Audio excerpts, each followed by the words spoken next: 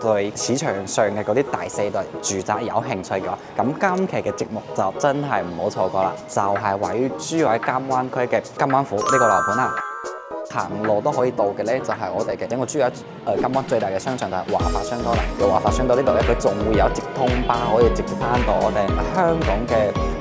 太子啊，或者荃灣啊、尖沙咀啊。金灣府咧即將要加推整個 A 區嘅最後一棟高層8棟啦。咁佢個戶型分佈咧就分別係，譬如01咧就係91方嘅4房，咁02、03、04咧都係88方嘅，咁05咧就係最大嘅99方啦。各位觀眾朋友，大家好啊！歡迎收睇智家兄弟，又係我阿銘啦。咁大家睇到阿銘依家身處嘅呢個售樓部呢，可能就會有啲朋友已經估到今日嘅主角樓盤啦。冇錯啦，就係位於珠海金灣區嘅金灣府呢個樓盤啦。係咁，其實點解今次又帶大家翻到嚟呢一度呢？係因為金灣府呢即將要加推整個 A 區嘅最後一棟高層8棟啦。咁即係點解叫最後一棟呢？因為如果係最後 A 區嘅呢個8棟咧，如果係賣晒之後咧，再加其他嗰啲零零散散嘅洋房啊嗰啲賣晒，咁金灣府咧就會出現咗一個高層嘅一個斷貨期嚇，因為係最後一棟嘅嘛。所以今日阿銘咧又帶大家翻嚟。如果之前大家有睇過即係留意緊金灣府呢個新加推啦，或者就對啲市場上嘅嗰啲第四代住宅有興趣嘅話，咁今期嘅節目就真係唔好錯過啦。係咁喺開始之前咧，即係相信都會有啲朋友未知呢個樓盤嘅情況，所以咧阿銘咧都係正式咁樣行一次，都先帶大家睇下呢個金灣府嘅一個如果係我哋香港過嚟啊，係點樣方便啦，而且佢一個周邊配套係。咁我哋移個鏡頭，我哋可以嚟到呢個區位圖先係。咁其實我哋可以俾個鏡頭咧，就可以直接睇到呢個咧就係整個珠海嘅一個分佈圖啦。咁其實整個珠海係比較簡單嘅，佢得3個區，就分別係香洲區、斗門區、金灣區。所以其實你用呢張圖你可以睇到，其實係一個三角形嚟嘅。係咁，如果大家係通常如果係香港過嚟嘅話，經港珠澳口岸嚟到呢度嘅話，其實我哋會喺呢個位置落車，但係咧因為珠海唔大啊，所以咧我哋跨區其實都係10幾到20幾分鐘嘅車程就可以實現到跨區嘅一個情況啦。係咁，我哋講翻，如果我哋從港珠澳口岸呢度嚟到我哋呢個樓盤嘅話，我哋其實會有2條橋行得比較方便嘅，一條咧就係紅磡大橋，咁呢條咧係全程冇即係呢個高速路咧係全程冇紅綠燈嘅，即係接駁佢呢個港珠澳呢條線嘅，所以咧佢嘅時間咧就大概係28分鐘到嘅一個車程，就可以從樓盤嚟到呢度。但係咧呢條橋係收費嘅，就要7蚊雞。所以其實我哋正常行嘅話，其實如果唔急嘅情況之下咧，我哋用多2分鐘咧，其實我哋可以行翻呢條珠海大橋，就從樓盤咧行到嚟到呢個港珠澳咧，就大概係半小時嘅一個車程。咁呢條橋咧就唔收費嘅，呢個咧就係對接翻我哋一個交通嘅一個方便啦。係咁，我哋轉過嚟咧，呢張圖咧就可以睇到整個航空新城嘅一個板塊情況啦。咁呢個航空新城咧，其實可以講係2013年政府即係新開始慢慢即係打造嘅一個新區啦。所以其實你可以見到呢張圖咧，呢張圖就唔係依家拍嘅，係之前舊發展商好耐之前拍嘅啦。你好似你睇，依家我哋喺金灣府呢個位置，佢呢張圖最開始金灣府都未有，即係都未有個型啦。但係依家其實金灣府已經係建中嘅啦。所以呢張係舊圖，我哋主要係睇翻個位置先係。咁其實我哋如果係從樓盤喺呢個位置啊，平時我哋如果係要生活即係啲配套嘅話，離我哋最近嘅行路都可以到嘅咧，就係我哋嘅整個珠海金灣最大嘅商場就係華發商多啦。咁呢個咧其實佢就除咗會有商場之外咧，佢仲會有藝術中心，即係可能有啲咩明星表演啊、啲活動啊，都全部會集中喺度。咁包括埋珠海一個圖書館啊、個酒店啊，其實全部都會匯集喺呢度。你可以睇到呢個會有一個蝴蝶形嘅一個中央位啦。所以咧，我哋其實從呢個樓盤行路到呢度咧，就預計10分鐘到嘅一個時間，所以咧其實都可以講比較方便嘅。而且咧，我哋嚟到金灣嘅華發商到呢度咧，佢仲會有直通巴可以直接翻到我哋香港嘅太子啊，或者荃灣啊、尖沙咀啊等啲位置就係呢度啦，係。咁我哋由二個嚟到整個沙盤啦，咁呢個咧就係整個小區嘅一個沙盤規劃圖啦。咁其實依家阿明我哋所在嘅位置就會係呢個位置嘅，即係呢個市政公園呢個位置啦。咁呢個公園已經係做好晒嘅啦。係咁，其實佢分佈係點樣分佈咧？其實佢整個小區係戶數咧就有1964戶嘅，係咁就右手邊呢一 part 咧係佢個即係從 A10到呢一圈全部係屬於佢個 A 區。A 板塊，咁中間呢個咧係佢個市政路，呢邊係冇樓盤嘅，係佢個 B 板塊。但係咧，大家要留意翻 B 板塊咧係冇樓盤嘅。咁緊接咧就係嚟到佢個 C 板塊，係啦，即係而家主要賣嘅咧就係 A 同埋 C。咁 C 板塊咧主要賣嘅係啲洋房，即係大家可以睇到係嗰啲9層高到11層，即係幾乎都係9層高嘅一個洋房啦。咁佢呢啲全部賣嘅都係啲面積會大啲嘅，即係會118方起，係啦，而且咧就關價都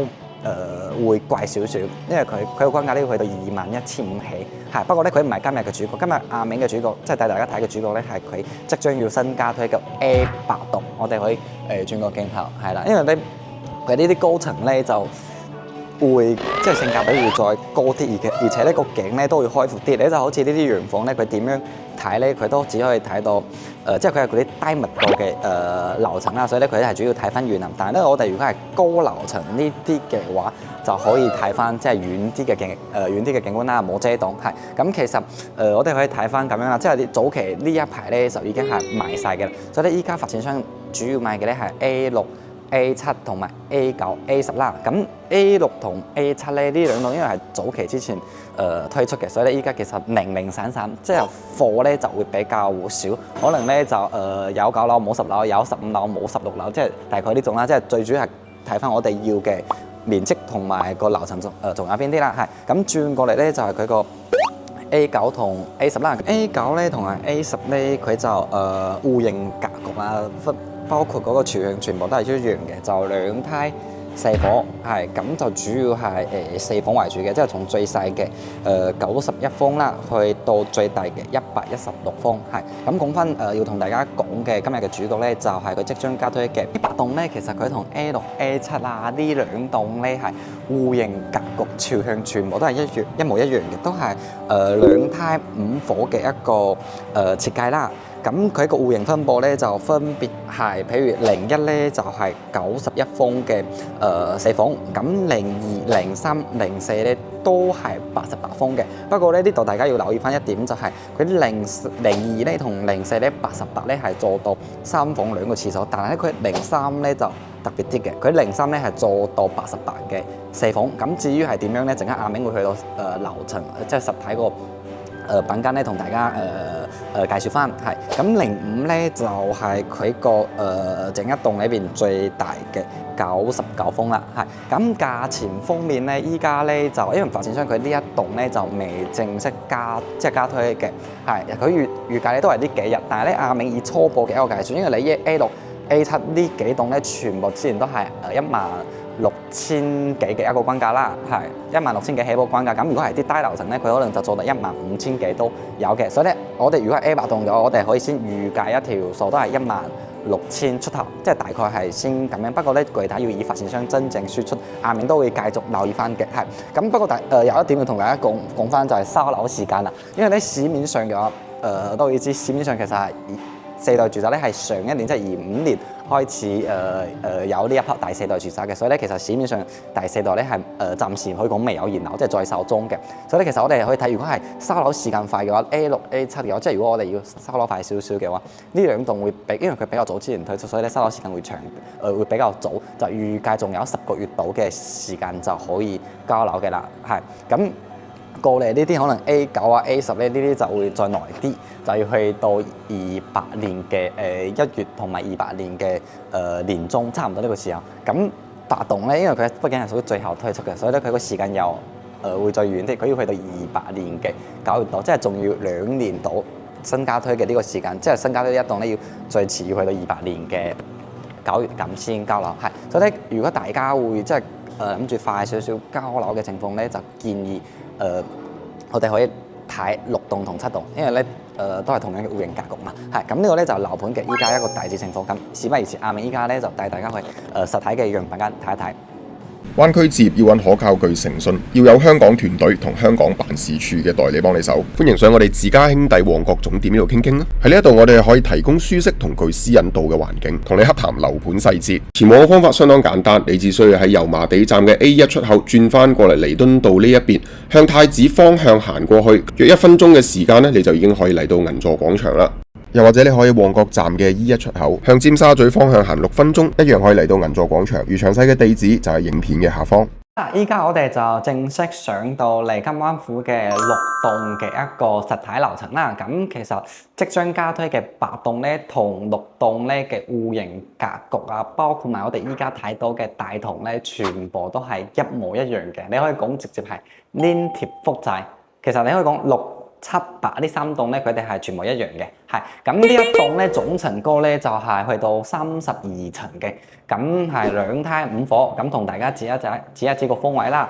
咁依家好似我右手邊大家睇過嚟呢個咧係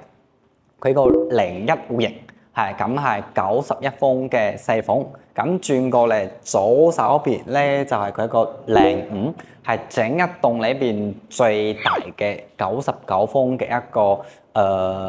4房啦。係咁後邊背後呢一個咧同埋。即係其實可以咁講，02同03、04呢3隻咧，全部係88方嘅一個戶型啦。但係咧，佢哋會有少少唔同喎，即係好似啱先阿明開場都有講咗，佢88咧喺呢到時8棟都係咁樣，即係02同04咧係可以做到88 3房，然後咧03特別啲，佢係88做到4房。然之後究竟係咩係點樣咧？阿明依家即係帶大家睇一睇啦。我哋可以先睇一睇呢個係啦，咁呢個咧其實就係到時佢都係88，然後咧佢呢一隻咧就做到一個4房嘅，即係其實我哋可以咁講啦，三個88嘅一個戶型啦，格局大家都係一樣嘅，就除咗03咧就多咗一間房，其實就喺呢度。就呢度多咗一間房啦。咁如果係其他嗰啲面積即係可能係02啊同04咧，佢哋個廳咧就大啲嘅，係即係戶型格局都係一樣嘅。同埋有一個唔同啲嘅咧，就係個方向唔同啊。呢邊咧就係朝翻南邊嘅，即係如果我哋係4房，依家呢一棟，因為依家呢一棟6棟咧都會仲會有少少啲樓層可以揀，即係所以我哋可以講係樓上樓下，依家係實體樓層啦。咁如果係4房揀6棟嘅情況之下咧，南面咧就係睇翻園林，係咁我哋如果係對景觀上比較有要求嘅情況之下，然後咧又未必話我哋一定要4房嘅情況之下，其實我哋就可以轉過嚟睇翻呢一間啦，88嘅3房，係啦，我哋可以睇一睇戶型圖先，到時8棟嗰度都係一樣嘅，係啦，咁我哋首先入門咧，大家可以睇到4代住宅咧有個好處就係我哋呢度咧入屋之前咧會有一個屬於自己嘅一個位置咯，你可以使用咯。咁到時呢度其實我哋自己都可以擺啲可移動嘅啲衣櫃啦，或者啲快遞簡單啲嘢你可以擺喺度，即係你可移動嘅啦，即係唔好嗰啲喐唔到嘅係。咁呢啲係到時交樓標準啦，咁。指紋密碼數啦，都係目前一個市面上一個即係交標啦，一個係啦。咁我哋入嚟之後咧，首先經過嘅第一個咧就係佢個房間啦。咁呢一間房間咧就唔算話好大，即係你講事正啦。我哋呢度如果係要做翻加埋個床咧，你可能就要利用呢個。做嗰個榻米啊，即係利用埋呢個飄窗啦。咁飄窗都知啦，係全正數嘅，係唔計面積嘅。係，然後咧轉過嚟呢度咧就會有個玄關位，即係到時係擺翻我哋鞋櫃嘅位置啦。咁呢個其實都好長啊，即係鏡頭未必顯示到。呢度都差唔多有1.8米嘅一個長度咯。係，咁入到嚟呢度咧就係我哋嘅餐客廳嘅一個位置啦，食飯嘅地方，同埋我背後呢個。超大 size 嘅一個大橫廳啦，所以其實啱先我帶大家睇過，即係嗰個03嘅話，佢就差唔多喺呢個位置就多咗一間房嘛，係咁呢個咧就直情就只有3房，但係咧佢個廳咧就去到5.7米嘅，所以咧呢個咧就要就翻我哋自己一個需求情況啦。即係如果你需要4房嘅情況之下，咁就可能會留意翻嗰個03。但係咧你話我住嘅人唔多，咁其實我哋就可以主要留意翻呢一隻係，同埋咧呢一隻咧除咗個景觀。即係除咗嗰個小3個房之外咧，個景觀其實同啱先嗰度唔同㗎。啱先嗰度咧係朝翻南邊，咁呢度咧佢個朝向咧係對住出邊嘅，佢個朝向咧係屬於東邊，係。咁東邊咧其實我哋睇翻咧就係啲金灣，因為我哋依家係屬於低樓層，你如果係高啲嘅話就要更加靚，好似右手邊嗰個華發商都嗰個方向啦，無林酒店啦，咁再加前邊呢啲寫字樓啦，如果係高少少嘅話，跨過前邊啲樓層咧，其實會再靚好多咯。係咁，同樣咧呢個高度咧，即係個長度咧都同廳一樣，會有5.7米。然後咧，大家可以見到佢個交樓標準，就好似依家大家見到嘅就係佢個交樓標準啦。因為佢係對住出邊呢個街道啊，所以咧其實佢俾我哋嘅交樓標咧係雙層嘅一個隔音玻璃，包括頭上嗰個中央冷氣，到時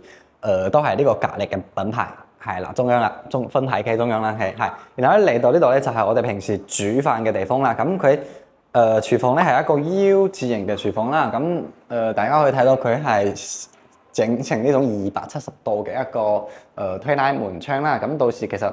我哋平時咧，如果係唔用嘅情況之下，你全部打開就可以變開放式。咁如果用嘅話就關埋就變，即係煮嘢嘅時候咪關埋佢就變中式。即係其實佢咁樣嘅做法咧，就你會顯得整間屋嘅空間大啲。係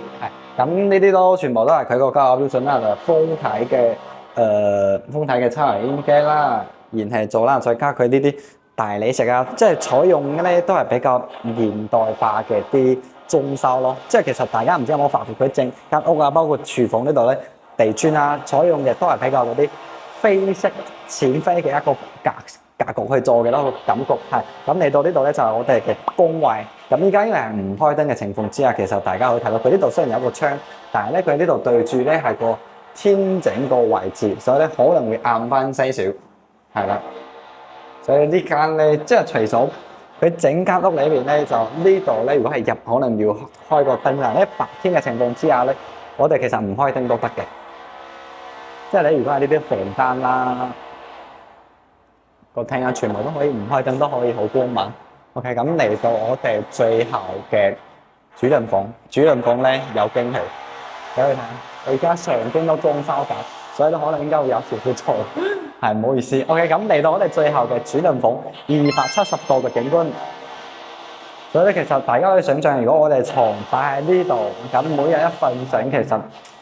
個景咧〜唔可以話嗰啲睇海啊，或者睇咩景，但係咧最主要係冇遮到。你起碼你咁樣睇出去咧，唔會有嗰啲矮枕啦。再加，因為呢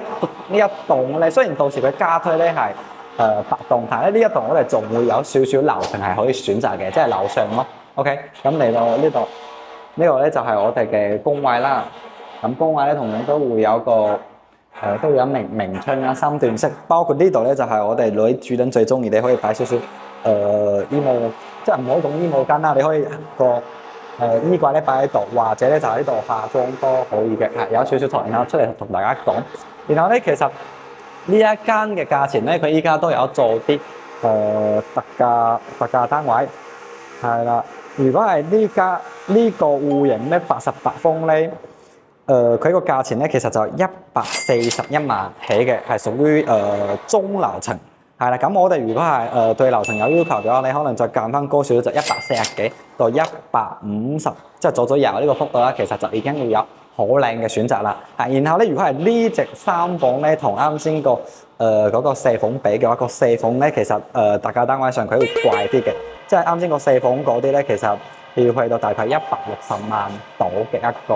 價錢。係，咁呢個咧就係88方嘅一個大致情況。咁依家亞面再帶大家去睇一睇大少少嘅99。啦，咁啱先我哋就睇完88方嘅4房同埋88嘅3房啦，帶大家一齊睇埋啦。咁依家就帶大家再睇一個大少少嘅99風嘅一個四房，係咁99咧係呢一棟咧，亦都係到時嘉推8棟裏邊最大嘅一個戶型面積啦。咁同樣咧，我哋99入屋之前咧，都會經過一條好長嘅走廊位。啱先阿明都睇過咧，佢呢個走廊咧係整個咁多面積之中咧，即係可能88啊同埋9991啊，佢係最長嘅一條，係咁同樣咧。我哋呢度咧入嚟咧就正式我哋嘅屋啦。咁其實唔知大家有冇發現佢一個特別之處咧，就好多樓盤咧，即係如果門咧佢都係向呢邊開嘅，但係咧佢呢度係向出邊啊，即係你會比較慳咗呢個空間咯。OK，咁我哋入到嚟咧呢度咧就會有先經過佢個鞋櫃嘅位置。不過咧佢呢個鞋櫃咧好老實，對比啱先帶大家睇嗰88咧，佢預留嘅空間就冇咁大嘅啦，佢就會縮翻少少。不過好在咧就最都夠嘅，即係個空間啊！因為我哋可以做翻一個通頂嘅鞋櫃啦。咁入嚟之後咧就係右手係廁所。OK， 先睇一睇個下廁咯。咁廁所咧，大家依家肉眼見到嘅咧，全部都係佢個交樓標準啦，係啦。咁包括埋呢啲氛圍燈啦，頭上呢個暖白。咁房個廁所對出嚟咧，就係我哋嘅第一間事正嘅一個房啦。咁呢間房同樣都唔大，係啦。不過咧好在咧就出邊個景咧就冇遮擋嘅。OK， 咁嚟到呢度咧就係我哋經驗啲嘅地方，就係我哋嘅客廳位置啦。咁客廳其實大家都可以睇到好大啦，比啱先嗰個大皇廳仲大。佢個長度咧就去到5.8米嘅個闊度啦。咁頭上呢個冷氣啊，啲氛圍燈啊，作呢啲假天花，全部都係我哋見到嘅，即係一個交樓標準啦。其實大家冇見呢啲，如果啲交樓標準如果係我哋喺出邊自己揾人哋裝修落嚟，其實都唔平㗎，係啦。不過發展商佢呢度直情係交標咗嘛，即係4代住宅。OK， 咁嚟到呢度咧就係我哋嘅露台位置啦。咁露台咧佢就鋪咗呢啲都係比較淺飛，跟翻整個屋嘅一個風格嘅一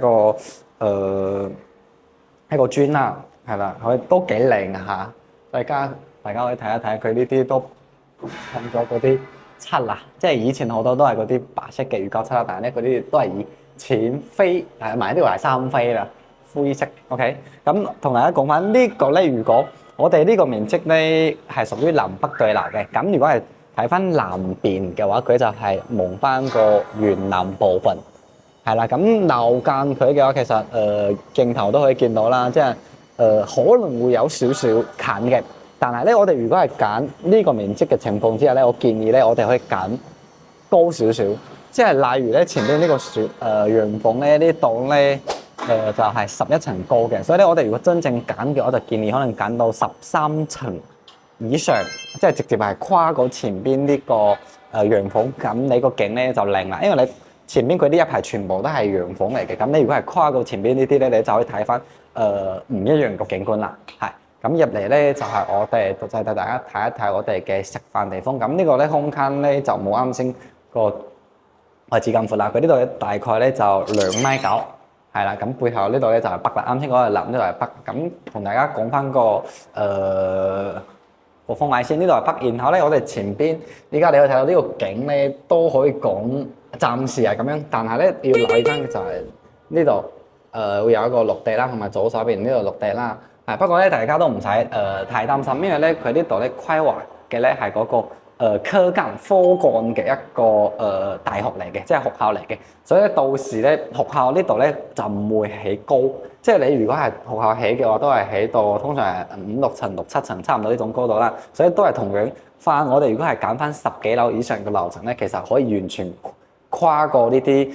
矮樓層嘅啲樓啦，睇到前邊嗰個山啊，即係其實呢邊遠處就可以睇到山景嘅嚇。咁樓下我哋呢啲樓下依家呢啲咪有啲阿叔叔啊阿姨啊喺呢度施工係啦。咁呢啲其實到時呢一 part 係完啦，係 OK。咁嚟到呢度咧就係我哋嘅7字形嘅一個廚房啦。咁廚房呢度咧就擺咗一個雙開門嘅雪櫃。真係都幾大嘅，即係實用咯，即係佢呢一隻戶型俾我嘅感覺。因為咧，你其實呢一隻99風咧，大家都會知。如果喺市面上以前咧有嗰啲公攤嘅話，99風嘅好多都只可以做到3房咁樣，而且咧有啲房間咧都未必有咁大。但係咧佢呢一隻99咧可以做到4房嘅同時咧廳又大，係咁房咧就叫中規中矩咯，市正啲係啦。OK， 咁呢度同樣咧都係睇翻個園林嘅。OK， 咁轉翻呢度嚟到最後咧，亦都係我相信唔止阿明中意，係大家都會最中意嘅主人房，270度嘅一個圍繞住個景觀啦，係啦。咁同樣呢邊係南邊啦。OK， 咁我哋呢度咧其實可以清晰啲嘅同大家講啦，我哋依家咧係屬於 A6 棟嘅一個0599方 ，OK 6棟。咁到時即將加推嘅咧，呢度係7棟。咁7棟咧再高嘅話咧，到時會有啲紅白俾嘅大家睇，即係7棟過去咧就係即將加推嘅8座。咁8座同我哋個方向，因為大家係一字排啊，所以個景觀咧係比較相似嘅。你就好似我哋依家呢個05咧6棟咧，我哋如果係高樓，即係其實依家都睇到，你可以睇呢個寶龍城個商場啦。即係阿明想表達嘅，如果係到時8棟咧睇個景咧，同樣都係大家睇到呢一條啊。不過咧8棟咧，因為佢會屬於中間啲啊，所以咧佢會睇到嗰個寶龍城商場，就會再中間啲，係即係睇翻商場啦。所以其實阿明都收到個消息，如果係嗰個寶龍城咧，係話今年嘅年底會即係佢話正式開業啦。你可以見其實依家外立面都整得七七八八嘅啦，係啦，即係鏡頭未必會顯示到啦。OK， 咁呢度咧咁大嘅空間，我諗都唔使介紹，到時床點擺嘅啦。即係你睇你要擺1.8米或者2米都完全冇問題嘅啦。所以咧我哋主要睇翻啲格局空間係，然後嚟到呢度咧就同樣都係可能喺呢度擺一個梳妝台啦，或者衣帽間啦都可以嘅。OK， 咁嚟到最後咧就係我哋嘅主廁啦，係啦。咁主廁咧就會有個明窗嘅，係啦，可以睇到。OK， 咁呢個咧就係99方嘅一個大致情況啦。咁同大家講翻個價錢先。佢依家其實我哋呢一棟咧，即係因為我哋依家可以睇到個實體就係呢個景啦6棟。咁呢一棟咧其實同樣嘅都仲會有少少啲樓層可以選擇。咁如果大家對呢個樓盤有興趣嘅話，可以直接WhatsApp 上邊個電話係啦，或者直接 call 我都可以嘅。即係我會同大家講翻依家啲貨朝向啊、樓層啊、價錢仲會有邊啲啦。係咁到時8棟咧都係同樣嘅啦，但係咧因為8棟咧佢就冇板間，所以咧未必咧就好真實嘅去睇到呢個景觀啦。不過咧你6棟呢度咧就叫真真實實可以睇到嘅，而且咧如果大家會比較諗住快少少收樓嘅話，你好似呢一棟咧就仲有10個月交樓，即係去到27年嘅年中到一個就可以收樓啦。但係咧即將加推嘅8棟咧時間會再長啲，佢要去到28年嘅9月度，即係你會差唔多仲要2年嘅一個時間。咁雖然咧話呢個發展商大家都可以放心嘅，因為內地依家呢度買樓咧喺我哋即係發展商未收，即係發展商未俾我哋樓之前咧，佢1分錢都收唔到嘅嘛。我哋全部係入到金管帳嘅。不過咧個心理都一樣啦。我哋畢竟係俾咗錢，咁梗係想快啲收樓嘅啦。所以咧其實呢一棟如果係有樓層可以選擇嘅情況之下，就大家其實都可以考慮翻嘅。係咁講翻個價錢咧，如果係呢一隻咧，佢總價咧就大概